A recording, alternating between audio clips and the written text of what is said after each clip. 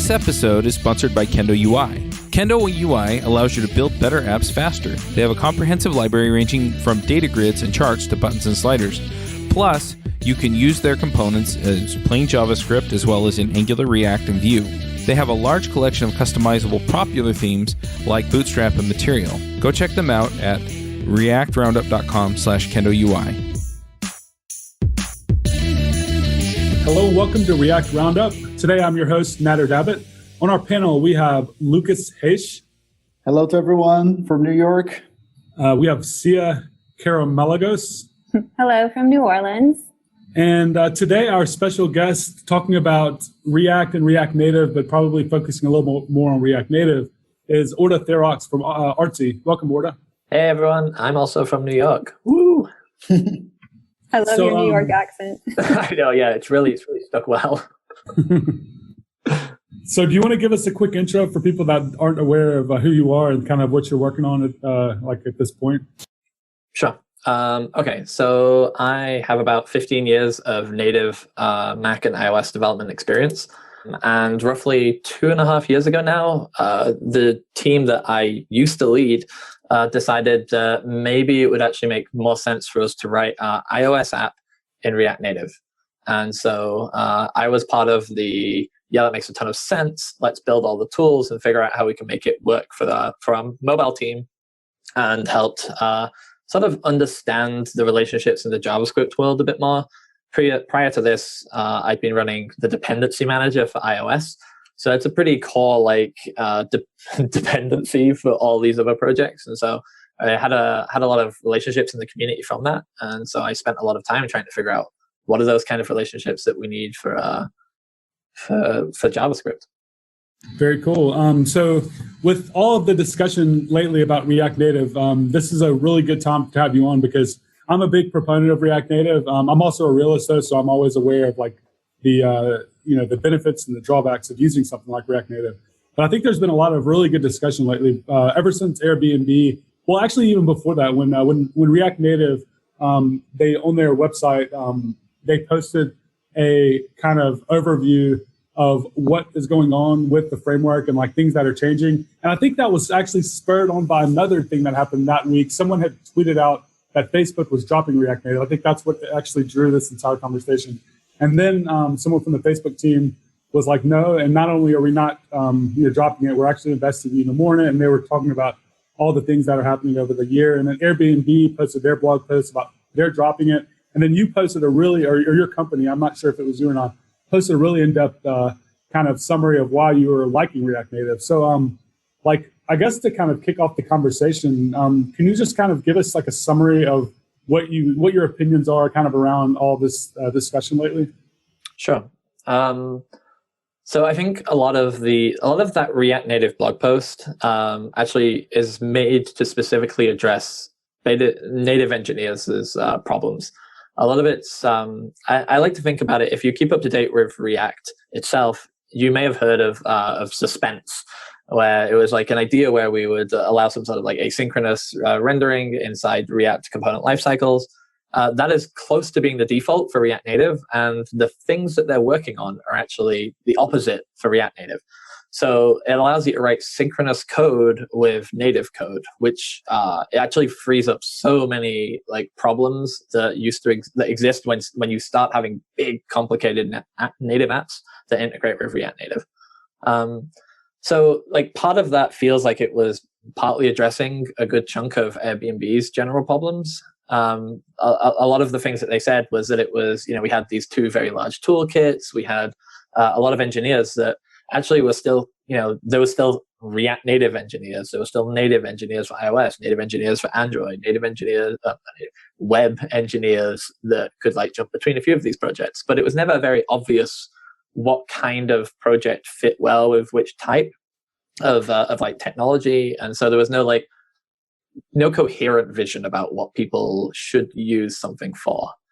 And a lot of this comes from the kind of deep differences that exist between native engineering in terms of iOS and Android and web engineering, because they come from very different cultures, have very different backgrounds and expectations, and realistically it feels like the native side of like Airbnb, for example, didn't really like get on board with React Native as being a better way to actually build apps.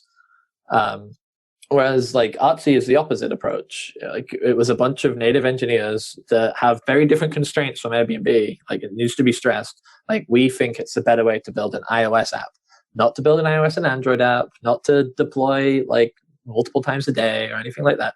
We just think it's better to build the same thing we were previously building. So it's much smaller scope, much like smaller team, comes from a set of native engineers who believe that like, you know, we should own React Native and we should improve it when we find problems. Like Airbnb said the same thing, but they struggled with trying to get some of those commits back into React Native, so they had to continue using a fork. We had to use the fork of React Native for about a year before we could actually start working off like the main version of React Native. And so it feels like our adoption coming from a native perspective and having every single native engineer agree that React Native is the best way for us to be writing anything. It has to be a special case for us to be writing something in native code nowadays. Like, for example, I built an ARKit application, and I feel like whilst there's things like React VR or whatever, if you're going to build something on very new foundational technology, you want to keep things as vanilla as possible. And trying to like not quite retrofit, but take ARKit and turn it into something that fits inside React's model. Well, like you need Facebook sort of resources to do that, which they did, but they built their own thing entirely for React VR.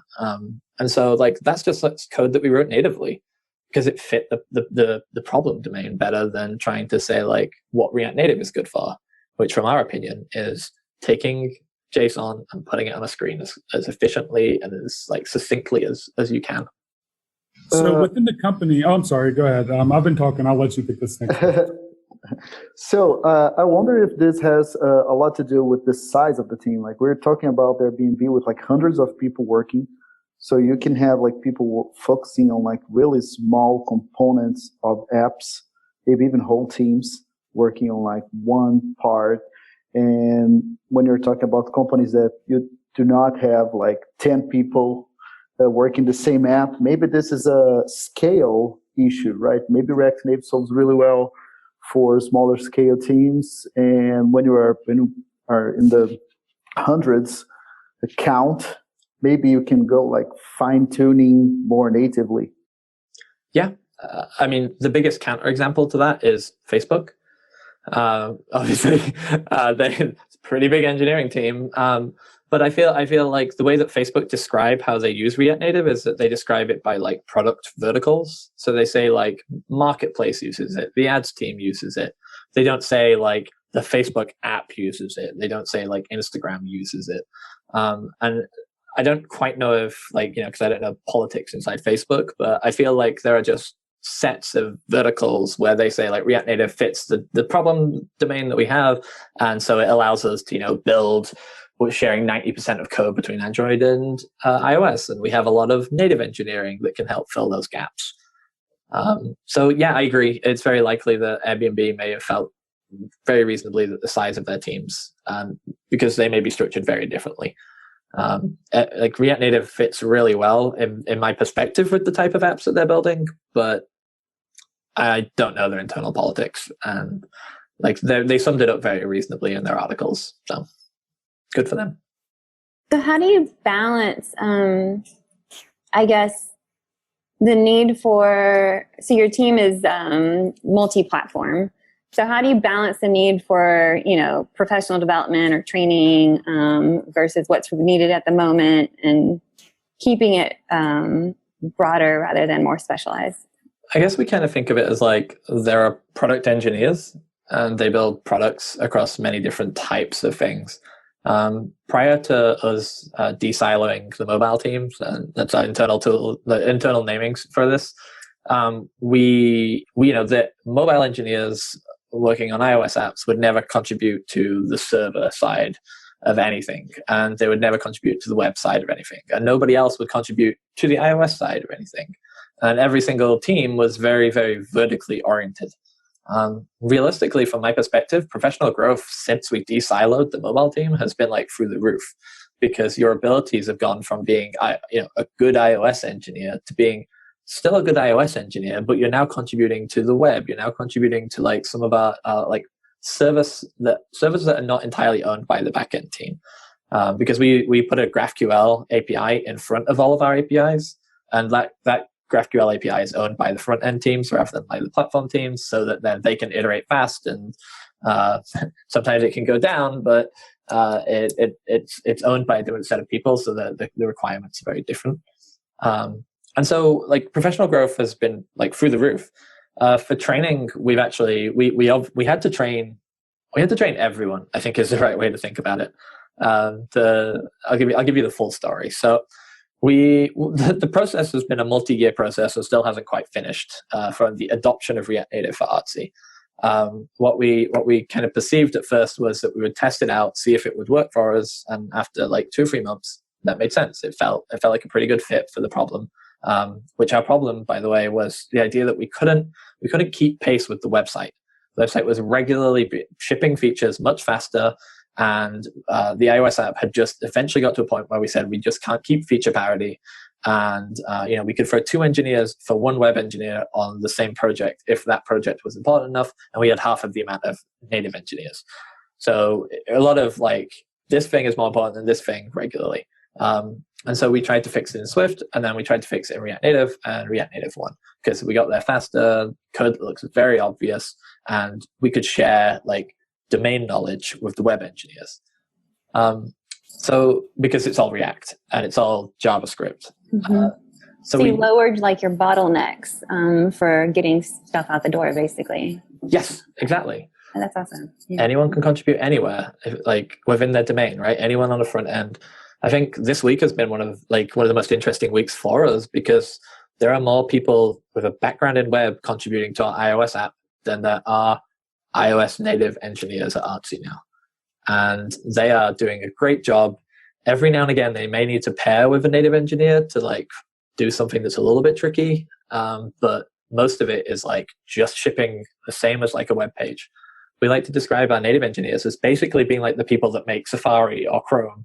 We built the browser for them, and you don't need to know how to build a browser to make a web page. You just need to know that somebody out there is doing it. So there's still like a lot of useful native knowledge, but it's much less valuable in the sense of what we're trying to build. And, we're trying to build things, and, moving to a better abstraction makes everybody a lot happier. That makes so much sense. And I think that's kind of like that's the original like dream of like cross-platform development. And when React Native came out, it was a huge improvement over what we had. But, at the time, there was still just a lot of stuff that hadn't been solved yet, and a lot of pain and upgrading. And I think like I'm more excited about React Native today than I was the day it came out, because I see all of the good things that we've had, but I've also seen all of the bad things that we've had. And I see that Facebook is addressing a lot of this stuff. And I feel like, we're at the point now where we're kind of going to be getting to, within a year, really a much better place than we are now. If we want to go over to maybe some of the stuff, if you haven't read the blog post, so Facebook, they were addressing, some issues that were had with the existing like infrastructure, I guess, behind React Native. So they're doing 3 main things that are going to be kind of different. I guess they're going to be releasing like a new version. I don't know if it's just going to be like a breaking change or what this is going to look like really. But they're going to be changing the threading model. So basically, instead of there being just 3 threads, you'll be able to do something asynchronously into JavaScript on any thread. I don't really know exactly how that's going to work, but that's kind of just what they've stated in their blog post. Maybe Orta has a little more technical knowledge behind this stuff. And then second, they're incorporating async rendering capabilities into React Native to allow multiple rendering priorities and to simplify asynchronous data handling. And then finally, this is a big thing. They're going to be updating and simplifying the bridge to make it easier and more lightweight to communicate between JavaScript and the native side. I don't know a lot of the technical details about how this stuff is going to be implemented, but the potential impact if these things are addressed properly is going to be huge. Yeah, I think the third one is one of the ones that will actually address what is arguably one of the biggest problems in like adoption of React Native. I'm air quoting for people that can't see, and that is like navigation. is something that is just a bad abstraction in the React side of native, from my perspective. And part of that is not like entirely the problem of people making libraries and things like that, but there's a literal limitation at React Native level of the sort of work that they can do, and the simpler bridging model should fix that. So the problem of which React Native library should I use for navigation may become not the trade-off of like, this thing isn't quite great or this thing isn't quite great, but it's like, these features are awesome and these features are awesome. And I think it will raise the barrier a lot for that. So you mentioned that you had mentioned that you were bringing it into your organization, and you had X number of employees that were kind of going to be working on this stuff. But I'm kind of curious. There has been some discussion around like whether like iOS developers and native Android developers are like open to adopting React Native. Like, how was that in your company? Did you have any pushback? And if so, like, how did you address it? And I'm kind of curious the type of personalities that you had and how they handled stuff like that. Just kind of curious about that. That's very, very reasonable to be curious about. So I think it's best to go through the entire story for this. I talked earlier that we had two experiments for trying to figure out like better abstractions to keep up with the web. One was the one that I worked on with someone else, and the other was React Native.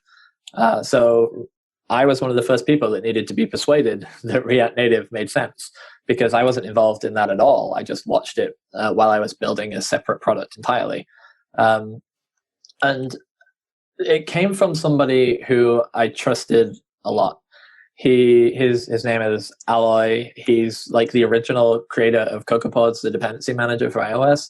And he went to go work on something called Ruby Motion for maybe a year or two. So he has a lot of knowledge about like building tooling systems to build apps. So when he said like, we should try React Native, we're going to prototype it in such a way that if we decide to drop it, it will be 2 lines of code to drop in our native app and no one will ever know a difference.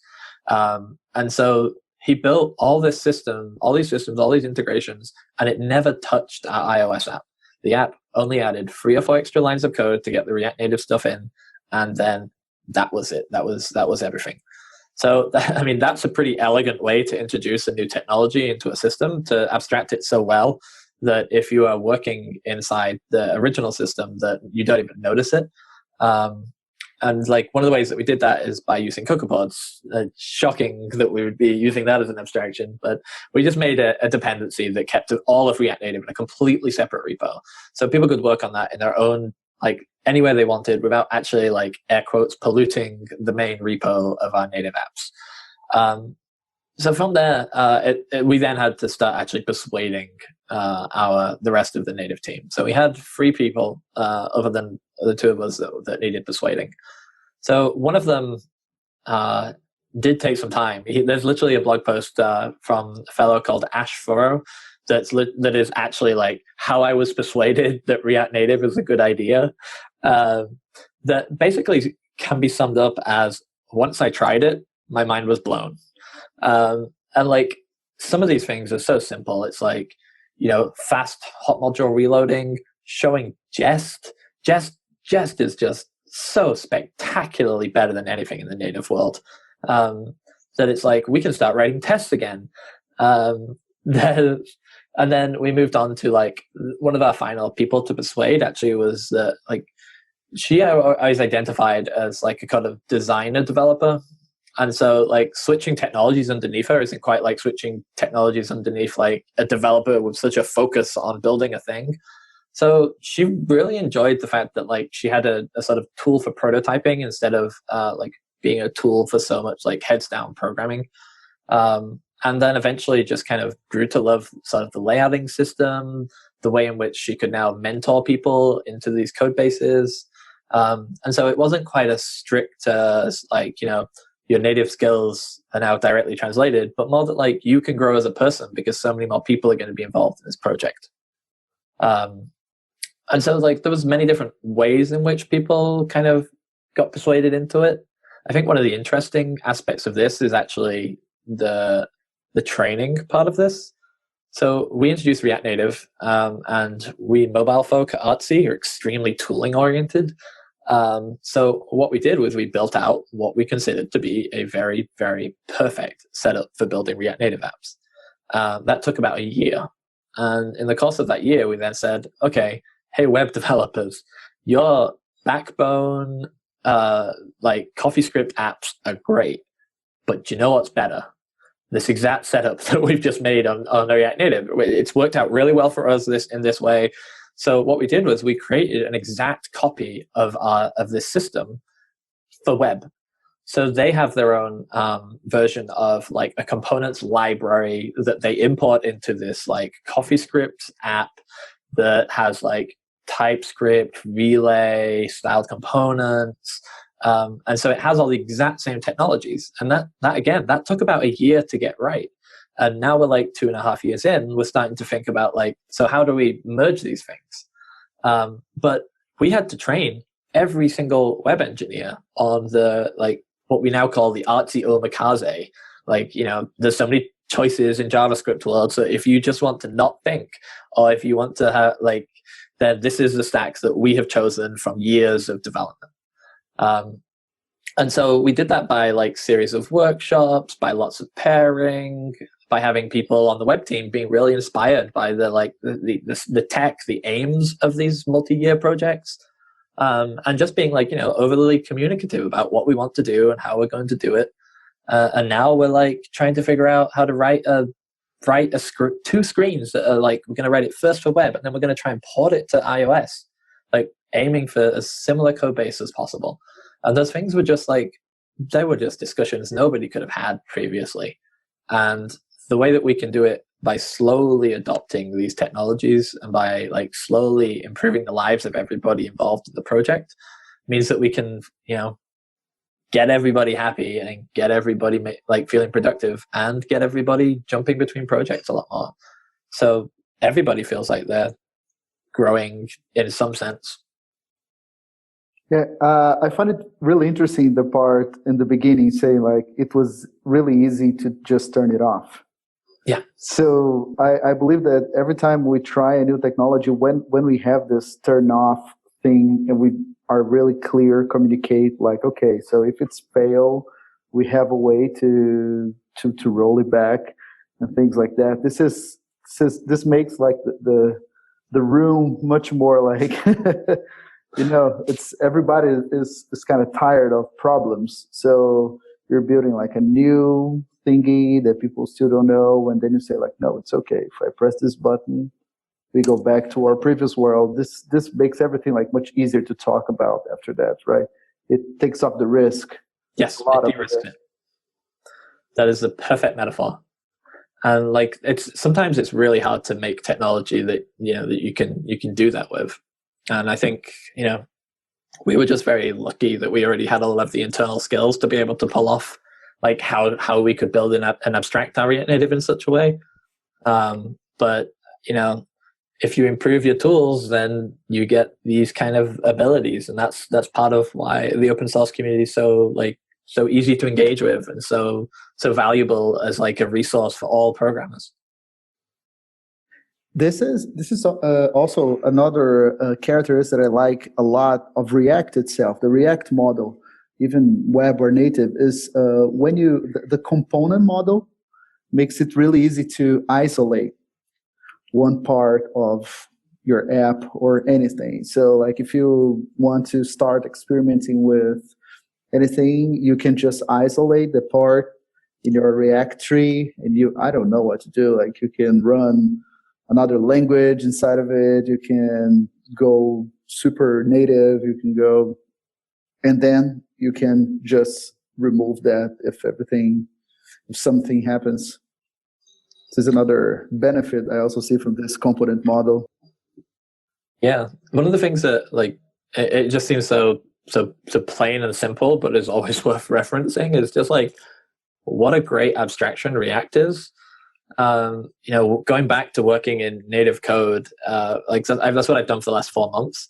It's so unrefreshing to like go back to, you know, adding this view, removing this view, changing the state on this one, keeping track in like state machines, making my own versions of props and states in order to deal with things.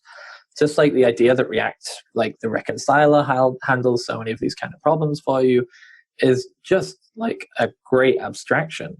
And like when we native engineers saw React and was like, okay, that's really impressive. And then when we saw Relay, we were like, damn, okay, now we know that like this is something that we're willing to spend 3 months exploring in order to see if that could work for us. And I think your perspective comes from like being native engineers and building native stuff in a real world environment where you have a bunch of contributors and you've seen like the issues that are that React Native was trying to fix in the first place. So it's like you know, the main things I hear when I'm doing training, and you were mentioning like some of the, I think you had mentioned like adoption or something earlier. There's like we do training, and we've had a massive increase this year in leads from enterprise companies like Salesforce, Amazon, Microsoft, all these credit card companies that are adopting React Native this year. But and most of the people in the room are native engineers because they're experiencing issues with build times.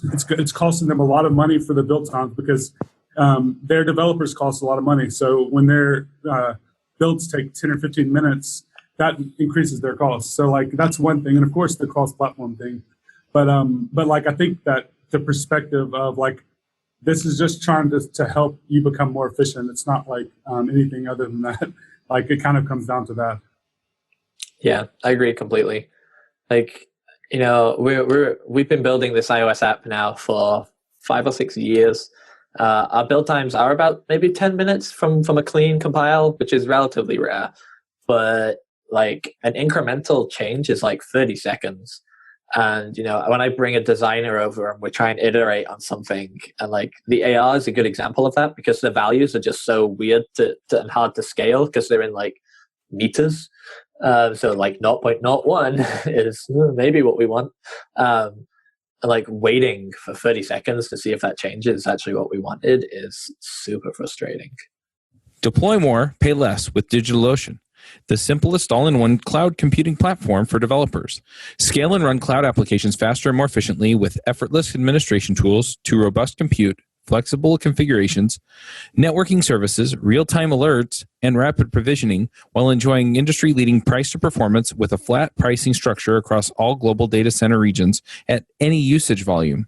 Spend more time building better web apps and less time worrying about managing infrastructure with DigitalOcean. Build your next app on DigitalOcean. Get started with a free $100 credit at do.co/roundup. One question regarding the language itself. I see a lot of people, mainly from iOS, because Swift seems like a really nice language. And a lot of people complain about JavaScript. So how was that handled and what happened? Sure. Okay, so this one's like my opinion, man. So take it with a little bit of salt. But Swift really didn't solve a single one of our problems. Like it is close to being the exact same type of language as Objective-C and has a few extra features. It is, you know, closer to what people expect a language to look like, which is great. But realistically, if you are building an app, Swift does not solve any of the types of problems that you actually have on a day-to-day basis. Like there's the one thing it does much better than Objective-C is like nil checking, which is great. In fact, like Objective-C had such an opposite approach to nil checking that like that's why a lot of people got caught up in Objective-C. For reference, like you can send you can do like a function on nil to give you a metaphor, and that doesn't crash. That is not just not crashing. That is considered a feature of Objective-C. So if you know and understand this constraint, then you can actually write code very elegantly. However, you have to have everybody assume that they really deeply understand that, and realistically, no one really understands that. So Swift like made that very specific, which is great. But honestly, like it didn't provide better abstractions, and like I didn't need a better language to write my apps in. I needed better abstractions to write my apps in. And you know, a better language is still a better language, but like, it increased build times. It drastically increased complexity in building an app, because you have now like bridging across Objective-C and Swift. Your tooling got very complicated, and Apple had to recreate a ton of it in order to make it work with Swift and Objective-C. So suddenly it was very, very unstable for a long time. And then you come to JavaScript. So my opinions on JavaScript are pretty reasonable. I think that it's a language that's like 27 years old, has a lot of baggage and history, but I think that it's a community that understands this and writes better tools to fix these problems. Like most of the problems that people talk about with JavaScript and like that talk WAT, like half of those things you could never ship because you have so many tools telling you this is just totally not okay, that it's like I could probably, if a compiler didn't tell me I could write bad Swift, then I could write bad Swift. Most people just don't run a compiler on it. So if you use TypeScript or Flow with ESLint or TSLint, you're basically getting the same like structural integrity in a programming language as you generally get with some of the stronger typed languages. Like realistically, TypeScript is now pretty, like by a reasonable margin, my favorite language. They keep improving it on a monthly basis. I can incrementally adopt things. They've accepted pull requests on me a few times. And like, we have meetings with the TypeScript team occasionally. Like that is like an amazing like way to interact with people that create a language. Whereas like on the Apple team, they do it in the open, yes, and they do RFCs and it's open source, but they have so many people to be involved with that it just like, we can't get any kind of like relationship out of that. And they are Apple, so their work has to be semi-secret and semi-public at the same time. Whereas TypeScript's just like, yeah, here's our roadmap for whatever, like this is what we're going to try and build. We're going to build VS Code in the open, and we're going to build it with TypeScript, and so we'll see all the domain problems that people are actually having. We're going to try and map JavaScript to a type system, which is like mind-blowingly hard problem. So like when you see the new monthly updates, they're like, yeah, we're going to add these ghost type things that do inference on a Boolean whatever. And you're like, wow. And then you find out that was just so that they could map one function in Lodash probably. So I don't know. I feel like JavaScript is like a much more productive environment for me because of like all these levels of tools. And it's hard to like compare something like Swift that doesn't have something like Prettier to JavaScript, which has like, I don't argue about my formatting. I don't even think about my formatting. I press save and it formats it. Done. It's an entire like class of problems that are just not even a thing anymore. It's awesome. So yeah, that's a great answer. And so you use TypeScript with your React Native code. Okay, that's really interesting. Yeah, I don't think we were the first, but we were definitely the first to do it air quotes correct. So we started building out this kind of we built it all in memory. Prior to this, people would like compile their TypeScript and then have React Native pick their compiled files out and then try and work from that and have some hacks to make sure all these folders are in sync. But we just sent the PRs, got it working, and now TypeScript to React Native is like good enough that there's a blog post that an Artsy engineer wrote on the React Native blog about how to do TypeScript in React Native. And the React Native team are like, this is awesome. The TypeScript team are like, this is awesome. And it's a good example of like two teams that like somewhat compete, right, with Flow, but both are just like, it's better that everyone can make a choice. It's the JavaScript world. It's a buffet. I really liked how you talk about just becoming more efficient, like as an engineer. And I mean, it is about shipping code, but it's also, yeah, I mean, I don't want to sound like the CEO only worried about costs, but it really does help out if you can do things faster and more efficiently. Because I used to joke, like in some of my old jobs, that my job was just to make it so that they didn't need me anymore. But of course, that never actually happens. It just, you end up becoming a more vital part of the team because you always figure out like that next level of making yourself obsolete. But it's not really that. You just learn ways to make things better and faster, and then you actually become a greater person. But it is difficult sometimes because some people are resistant to change. But yeah. This is a really good like slide into the resistant to change. We regularly as Artsy effectively do outreach, because companies ask us very regularly to come and talk to their native teams about like how we got to this place, whether this still makes sense for them. They can ask us questions. So next week, based on now being recorded, so probably after this recording, we're running a React Native conference in London, specifically only aimed at iOS developers. Like not many conferences have like an hour and a half Q&A session halfway through it, but like we just figure people will have so many questions after like the first few talks that like we should try and address as many of those as like in one single place, well recorded, easy for people to follow, so that like we can help people understand like that the adoption of this is not necessarily a negative thing, and they are not de-skilling themselves, but they are de-siloing themselves to be able to work on better and more interesting problems. I have another question regarding adoption of technology in a company, because I've worked in two companies that had like this very opposite way of dealing with technologies. In one company, every team of, I don't know, 7 people had its own stack choices, right? And it was great because like every team had the opportunity to innovate really fast, really simply, without needing to change all these projects. It's all contained, but it was really difficult to share knowledge. It was really difficult for one team to help another team when it's needed, right? And I also worked in a company that it was the opposite. It's like every team used the same stack. Like if you want to start a project, here's our boilerplate, here's our style guide, here's our fetch function, this kind of thing.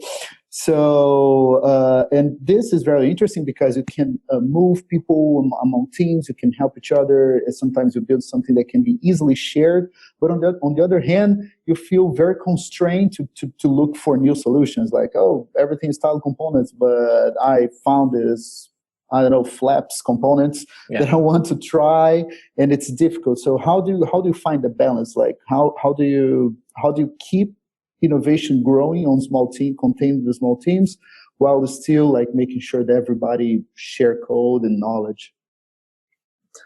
So there's, I guess there's the Artsy way, which is like we're a growing, complicated business. Artsy is roughly 4 businesses in one as a startup. In case anybody doesn't know, Artsy brings the art world online. So that effectively means that's galleries, fairs, institutions like museums, auction houses, all of the ways in which you could think to buy and sell art, like Artsy does it.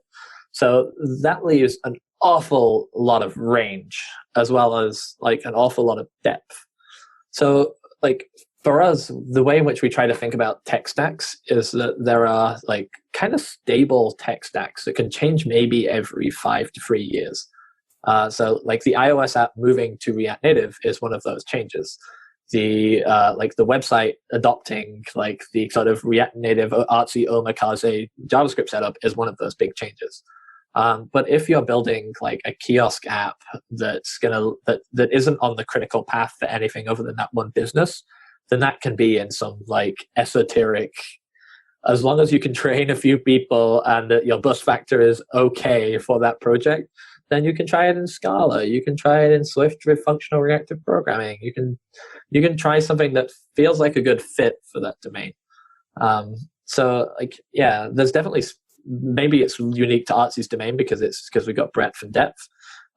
But breadth stuff fits very well for innovative new ideas, and depth stuff fits very well for consolidation of tools and agreeing for all of our sakes to not change these things so often, so that we can get some stability.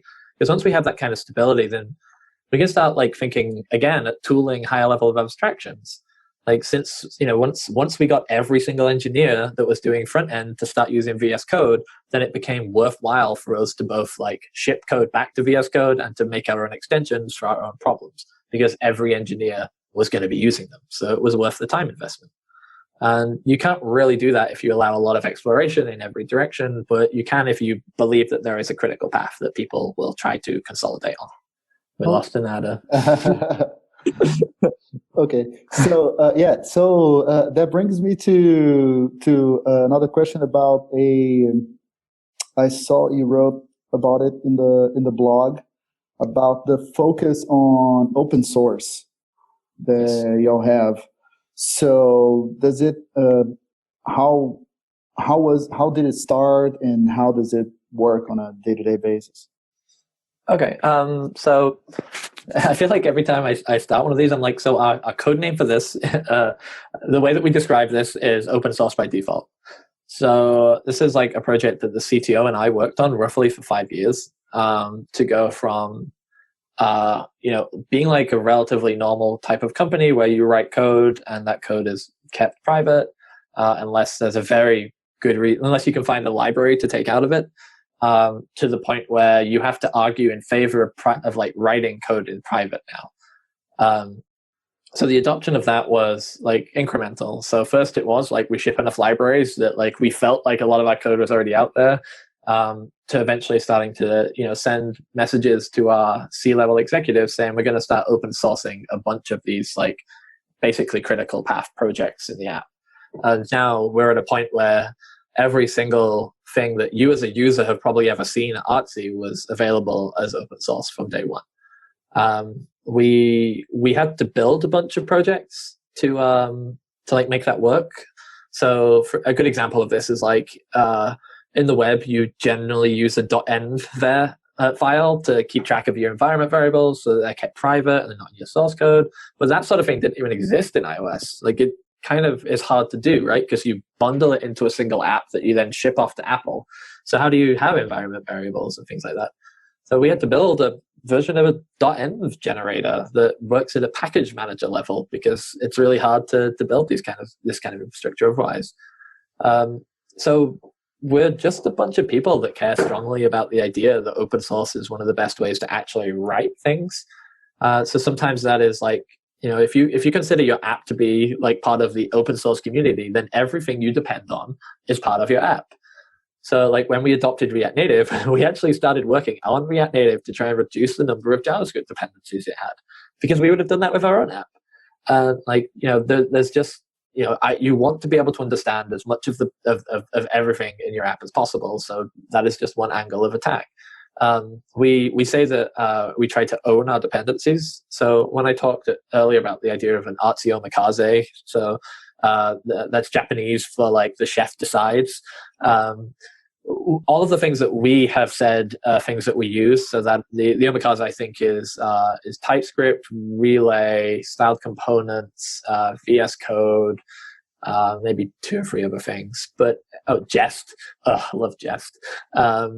All of those projects are things that we contribute to, pay attention to, in the sense of like we're either on the core dev teams like Slacks, or we go to working groups, we contribute code back to. We consider them a part of our project, and we will spend product time on improving them if we think that is just as valuable as improving our product, because that infrastructure work, like it has to get done by someone, and you could wait for someone else to do it, but that's completely unpredictable and you don't get the relationship value out of it.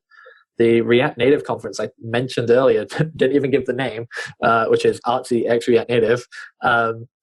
That is actually because of relationships that we have with the React Native team themselves. And we did that because we shipped code back, talked to them, worked on Jest with them for a while to get like VS Code integration done. And like those are things that require like a bit of personal time, a bit of like persuading product managers and your bosses that this is like actually valuable to the company. But a lot of that is just not hard if you can describe the problem correctly and describe how it is a blocker on X. And if we can do that faster, then we can do this faster. And, it's not all spending all day contributing to other people's projects, but contributing to other people's projects will inevitably contribute to your own stuff eventually. And so we have a very open approach to working in the open. And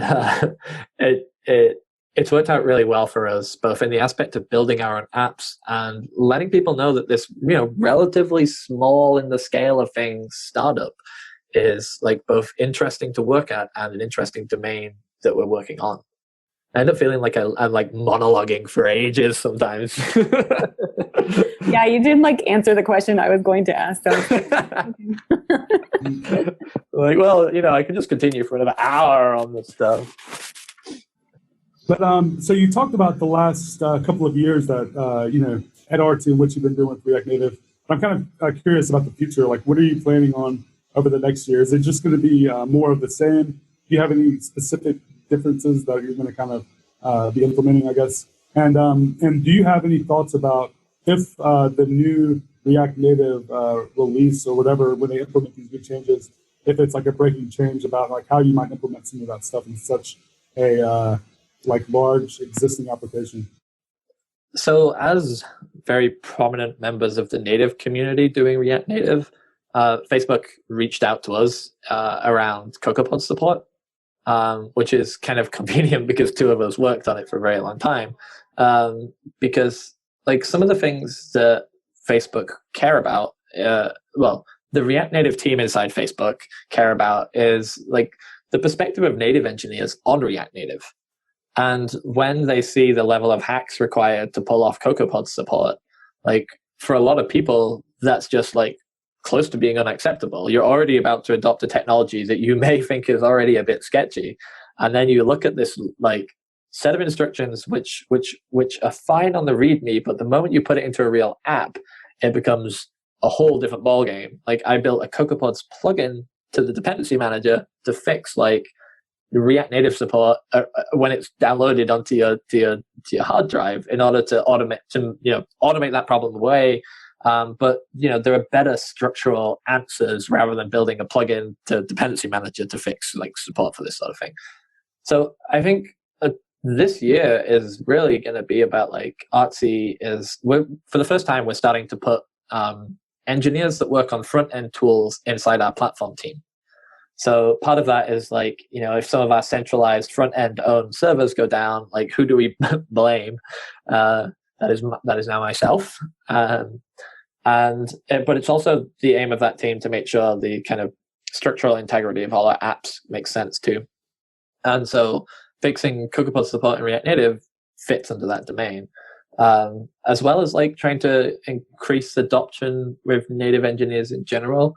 I feel like the more people from the native side we can, get understanding the value of React Native, the more likely we'll be to get code shipped back from them to React Native, making it more stable, making it work for more edge cases, making it feel better for people that build like we build. Like I consider like the Artsy way of building React Native apps to be like an edge case in comparison to the massive amount of web engineers coming to React Native.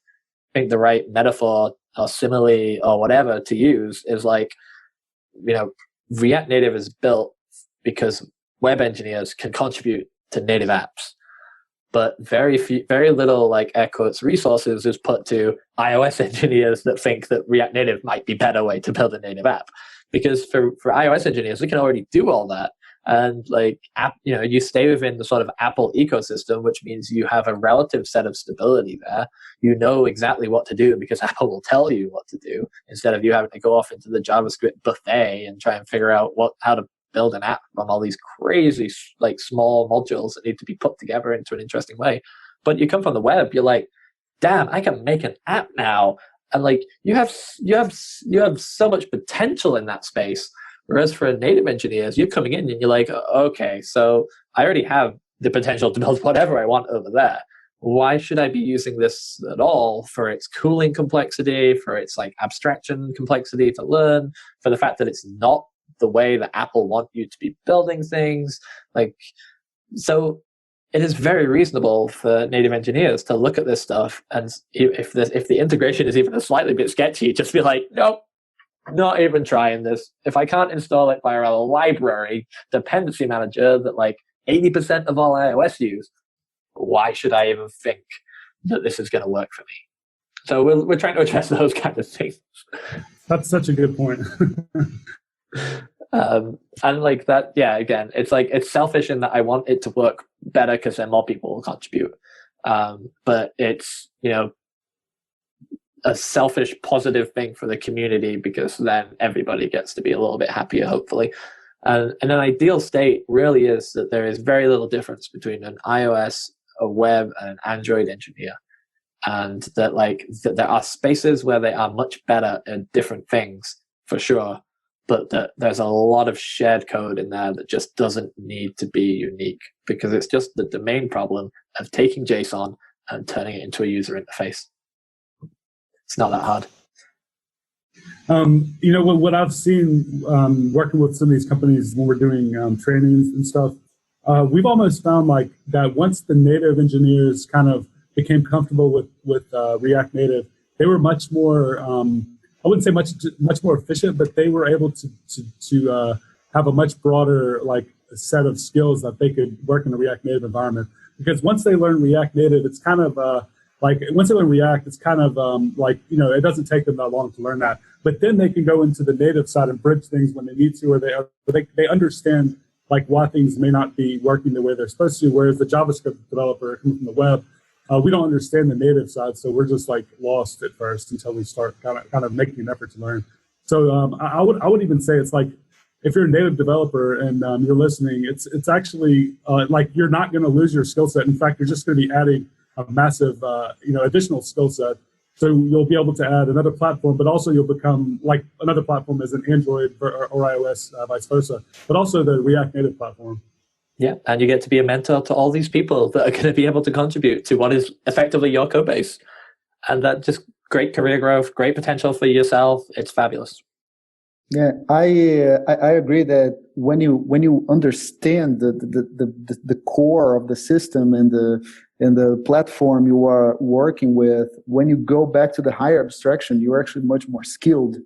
I really like understanding. So I've been working with web for the last year. So the more you understand about a browser, how a browser works, how the DOM works, how an HTTP request works, the better I believe I am in my React code over there. And when something goes wrong, you know where to start looking for the answers. Because when you have an abstraction, you also have that layer that when something goes wrong, you need to understand what's underneath it to correct your part on that. So one thing that I found myself playing with React Native by myself in side projects was a little bit, it was difficult for me, was not having the knowledge of the native side when something goes wrong.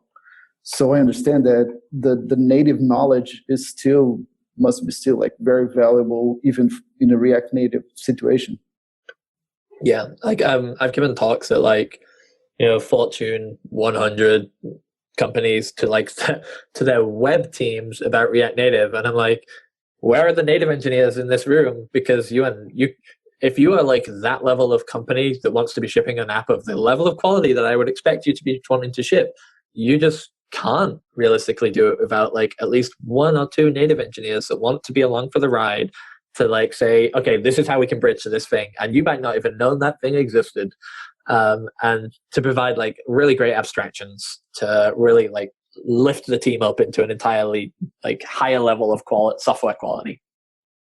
Plus one that so much. I always recommend that, especially with enterprise companies or Fortune 500 companies, but really with any company if possible. And if you don't have a native engineer, find one that you can hire as a consultant that can come on board and help you sometimes. And if you need one, I know a couple. Yeah. And juniors are also a great option for that too. You don't have to be a super, super expert in the native side. You just have to have a good breadth of knowledge. And someone that's come out of a boot camp for iOS may actually have more or less enough and the ability to go and learn that unique piece themselves. So there's a lot of space there if you are looking for new people to do that too. Yeah, one domain that I find is really interesting is forms, simple forms. I'm writing a web form in React. Knowing how a form works in the DOM is super valuable for your React form. I imagine the same thing must happen for an iOS. Knowing how to build a simple native form in iOS by hand must make your React Native form much better than just It's funny, there isn't even a form in native. There's not like an element like that. You literally have to create it all from scratch. Like I had to do that in React Native recently and was like trying to figure this out. There was a better abstraction, and like realistically the web abstraction is the right one. It just doesn't exist in native at all. This is really interesting. Yeah. We're kind of getting close on time, and I have a meeting I have to get to at 1 o'clock. If you guys want to continue on, I can just jump off without doing the picks, but if not, we can wrap up in the next couple of minutes if that's all right. I'm chill. Is there anything that you wanted to kind of go over that we haven't talked about, Orta? Nah, the closest, like the only thing that was on my to-do list that I didn't dig into in depth is like the idea of like merging our React Native and React code. But honestly, part of that's still very prototypical, and like we're not there yet, so I can't give any real strong opinions other than that this is a direction that we're doing today. So I'm okay with not.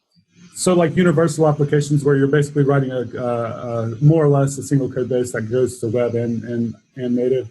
Yeah, as close to that as possible. Like I talk a lot about iOS. We don't have an Android app. 2 of these screens are like things that are blockers on Android, but we want to build them on web first and then migrate them to mobile. And then once they're on mobile, then we will, like that migration to mobile will be the part where we try to make them universal.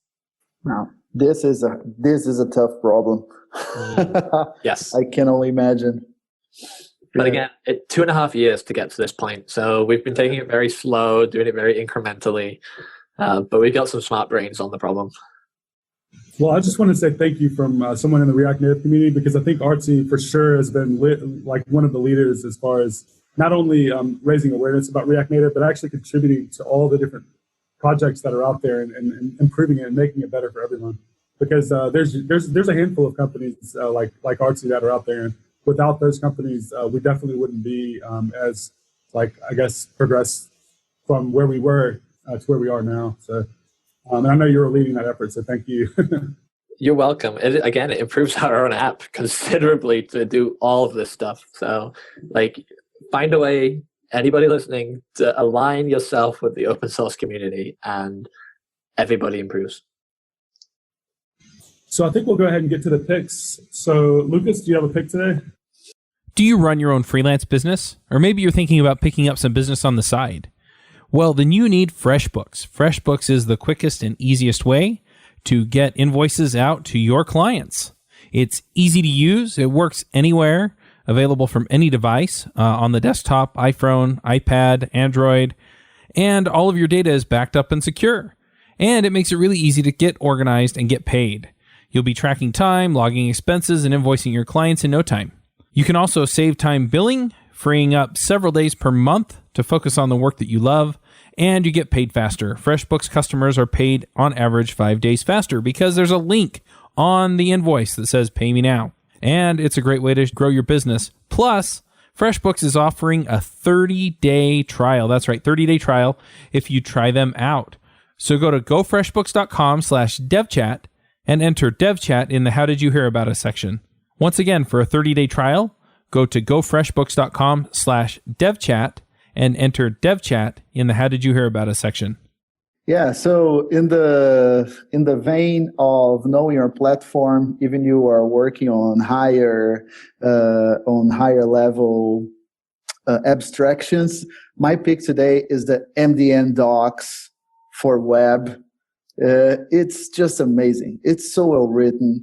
It's like every time I go there, you just remember the basics. It's so good. Like if you are mentoring, it's a super valuable tool. So MDN docs, 100,000 claps for them. Yeah, it's also good for all like the very specific like API stuff, like and whether it's compatible on which browsers.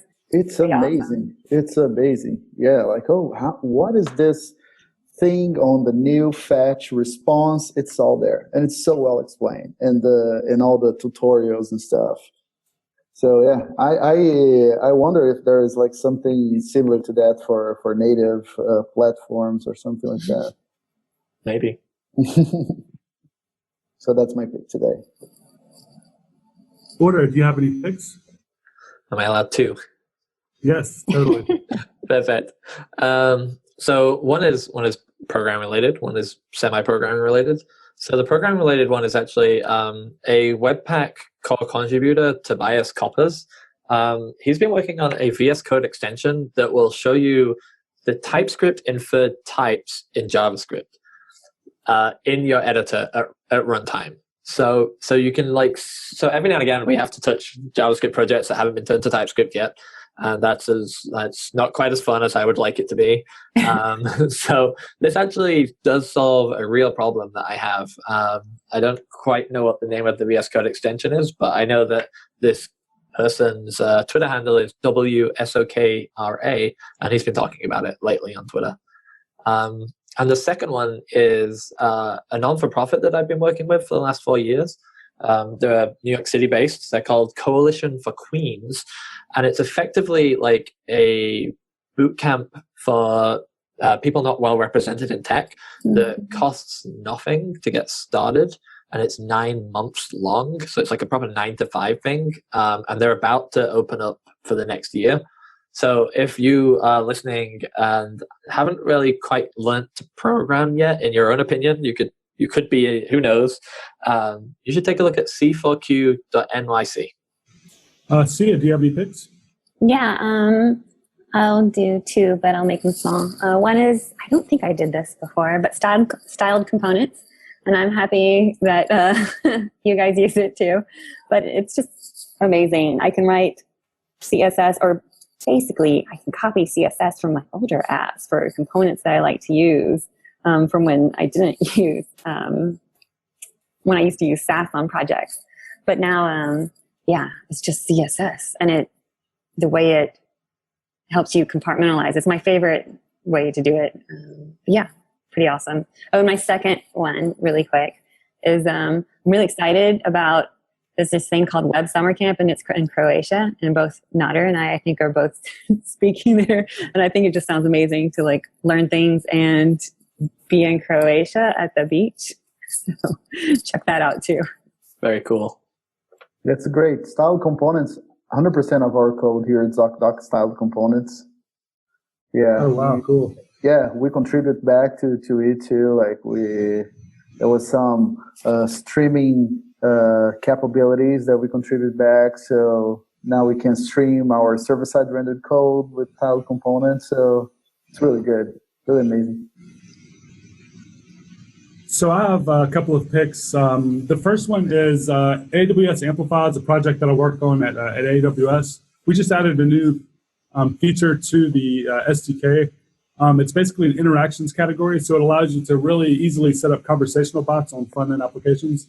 It works with React and React Native. It also works with Angular, Ionic, all these other frameworks. So basically, it's an API to easily create these conversational bots. And it's before was kind of convoluted to create this UI and work with these APIs. We've kind of streamlined it to make it pretty easy. So now you can do authentication, push notifications, storage, all this other stuff as well, just from a single SDK. The other is the Artsy engineering blog, since Orta's on here. They always have a lot of good stuff. You can just Google, actually it's artsy.github.io, but you can just Google the Artsy engineering blog if you're kind of looking for that. And then the last thing is I published today a open source project. It's actually an open source app that I built, and it uses GraphQL with AWS AppSync and Amplify with user authentication and authorization. So it's basically kind of like a Twitter type of app where you can tweet and follow people and unfollow people. And it's actually from the ground up. So you have everything from user authorization, like signing up, and it kind of walks you through how to set up those services. And we've had a few requests for kind of like an enterprise real world application built from the ground up. And this has all that. It also has some really nice styling and stuff. I've been working on it for quite a while, so I was happy to release it today. So my GitHub is just Dabbit3, DABIT3. If you're interested in that, it's React Native, so definitely check it out. Okay, Orta, thanks for coming on the show today. It was really nice to talk to you again, and we enjoyed having you on. Thanks. It was a pleasure. All right, well, that wraps up this episode of React Roundup, and we'll see everyone next week. All right. Bye-bye. Bandwidth for this segment is provided by CacheFly, the world's fastest CDN. Deliver your content fast with CacheFly. Visit CACHEFLY.com to learn more.